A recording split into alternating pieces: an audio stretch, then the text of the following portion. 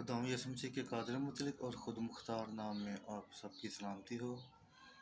جب خداوند یسوع مسیح کو گرفتار کر کے عدالت میں پیش کیا جاتا ہے تو یہودی اس پر بہت سے ناحق اور غلط الزامات لگاتے ہیں اور اس بات کا تقاضا کرتے ہیں کہ اسے صلیبی موت دی جائے۔ جب رومی حکمران خداوند یسوع مسیح کو صلیبی موت کی سزا سناتے ہیں تو صلیب پر خداوند یسوع مسیح جو ہے ایک جملہ کہتے ہیں کہ اے باپ ان کو معاف کر کیونکہ یہ نہیں جانتے کہ یہ کیا کرتے ہیں۔ تو میرا سوال یہ ہے کہ آپ کو کیا لگتا ہے کہ خداوند یسوع مسیح نے باپ کے حضور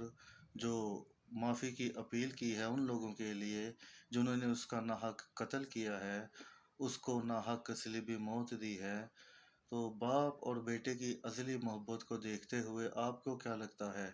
کہ باپ بیٹے کی کسی بات کو یا کسی درخواست کو رد کر سکتا ہے؟ کمنٹ میں ضرور بتائیے گا۔